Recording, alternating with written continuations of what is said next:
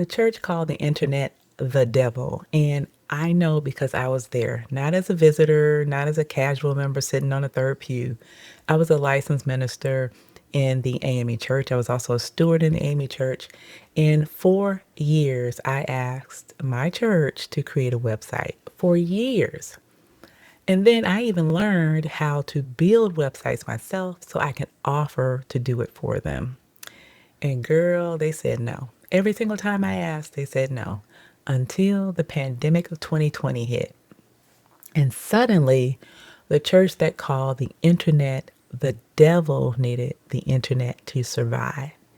And they were completely, totally, embarrassingly lost.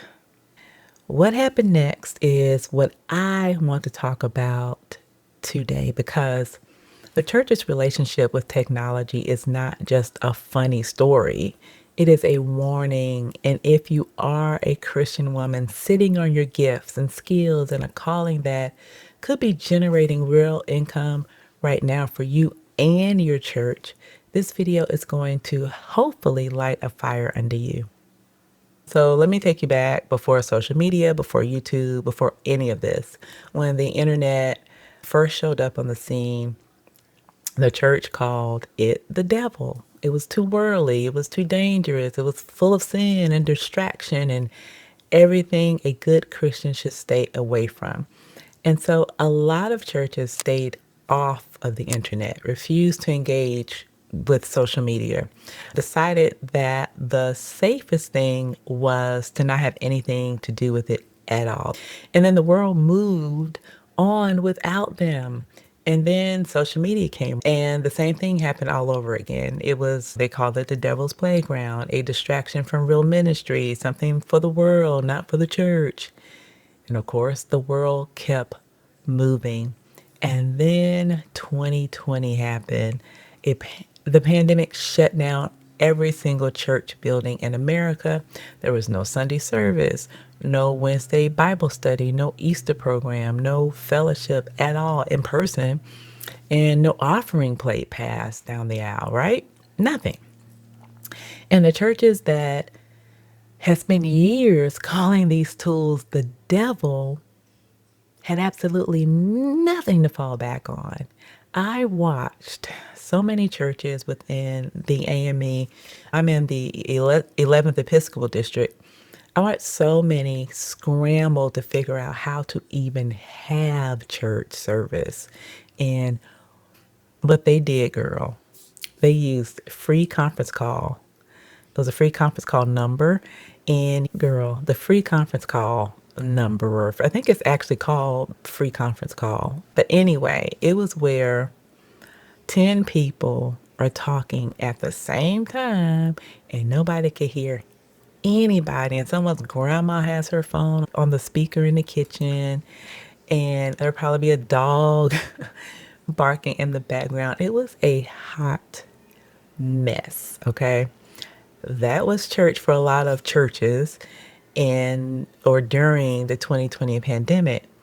And it was utter craziness. And not because they lacked talent, not because they lacked resources, but because they spent years refusing to learn the tools that were right in front of them for all of these years.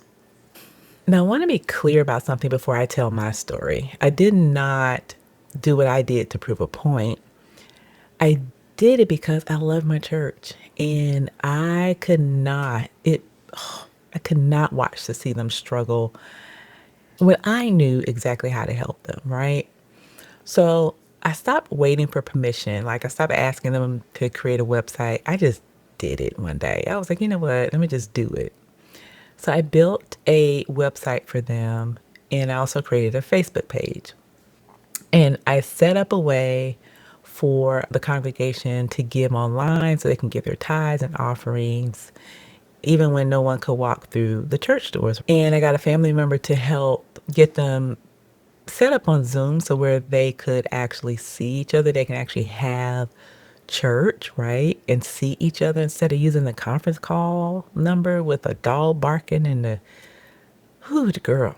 And guess what happened while using the tools they demonized? The money kept coming in. The congregation stayed connected. People who had not been able to make it to service in months because of health issues, my mom was one of them, or distance, or just plain fear, were actually showing up online. And the church that had called these tools the devil was using every single one of them to keep the lights on and the people together. And listen, we can use these tools for good. We really can. We can still worship. We can still fellowship. We can still function. They finally realized that. They finally got it. But only because the 2020 pandemic forced their hand. And only because I stopped waiting for permission for them, girl, and I just built the thing anyway. Now, I want to say something that might make some people feel uncomfortable, and I am okay with that because I'm going to say this from love. And I'm a coach, so I'm used to having hard conversations, okay? It's from love, not frustration. But the church is struggling financially. A lot of churches, a lot of churches. And I do not mean that as criticism. I mean it as a fact that people inside the church already know. They already know, but nobody wants to say this out loud. Or they won't say it at a business meeting. The chicken dinner fundraiser is real. The bake sale is real. The building fund that has been a building fund for 15 years with no building in sight is real. And here is what is also real. Those same churches are full of people, but particularly women, and I usually talk to women, so full of women who have spent 20 plus years in corporate America, women with degrees, certifications, experience, expertise in finance, marketing, communications, technology, strategy, and even more.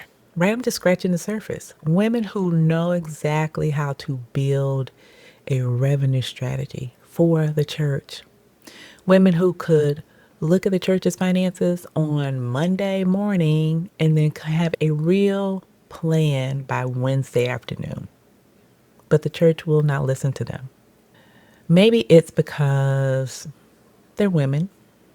Maybe it's because the ideas involve technology they do not understand. Let me know in the comments which one you think it is. But listen, the result is the same.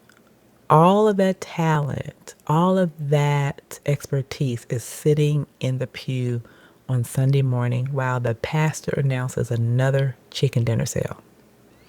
And the tools that could change everything are sitting right there, available, powerful, and it's completely ignored. Because somewhere along the way, somebody decided that those tools, that knowledge, that expertise belong to the devil. Now, here's what breaks my heart about all of this. The people who are making millions on social media right now are not all unbelievers, but too many believers are not in the room. Not because they weren't invited, but because they were told the room was dangerous. We have women in churches who could be building coaching businesses, digital product empires, newsletter communities, and YouTube channels making revenue that could actually fund their families and fund their ministries at the same time. Women whose testimony alone is worth more than any certifications they could buy. Women who have everything the creator economy is hungry for: depth, story, wisdom, lived experience, and faith. Instead of equipping them, we are asking them to bring a covered dish. Listen, I left my church not because I stopped loving God and not because I stopped believing in the body of Christ, but because I could not stay in a room that refused to move forward when I knew what forward looking looked like.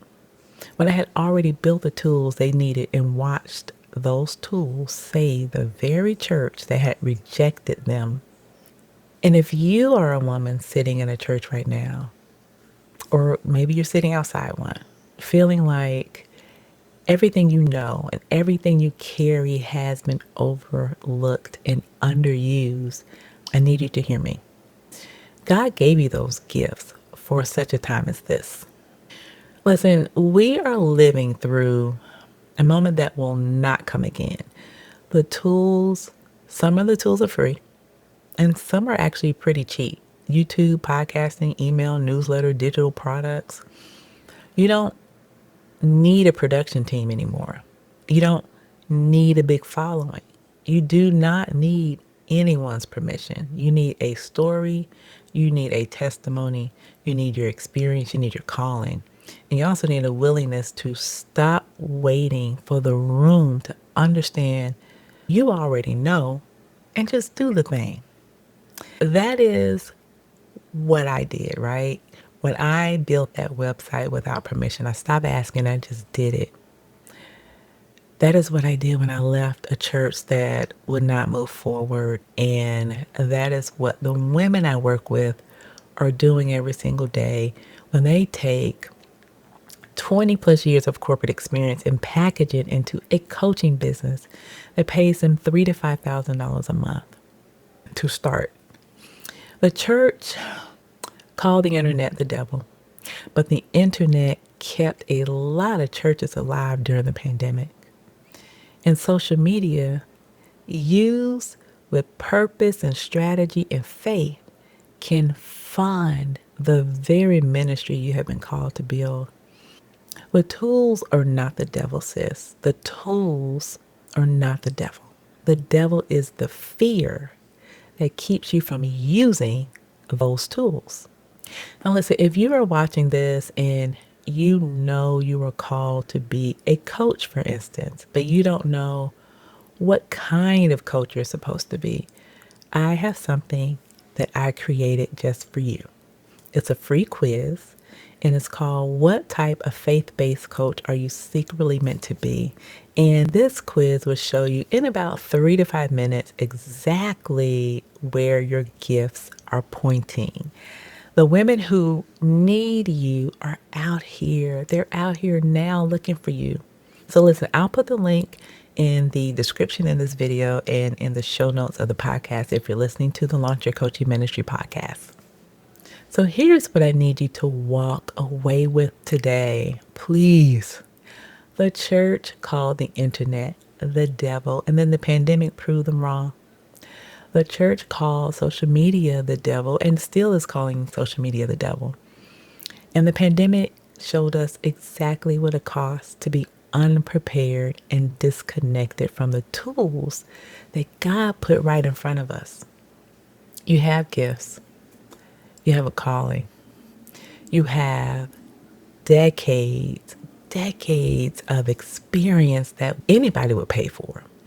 And you have access right now to every single tool you need to build something that funds your life, the life that you've been dreaming of, and it could fund your ministry and your church at the same time. So stop waiting for permission. Build a thing.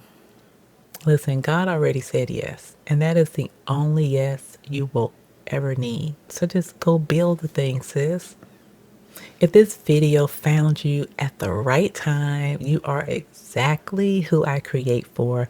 I need you to hit the subscribe button because every week we talk about taking everything that God put in you and building something real with it. Real strategy, real faith, no chicken dinners required. And if you are ready to take the very next step, I created a mini course. It's called The Christian Woman's Blueprint to Your First Coaching Clients. I will put a link to that in the description as well. It is really the roadmap from you going to your calling to your first clients without anybody's permission. So listen, I will see you in the next video.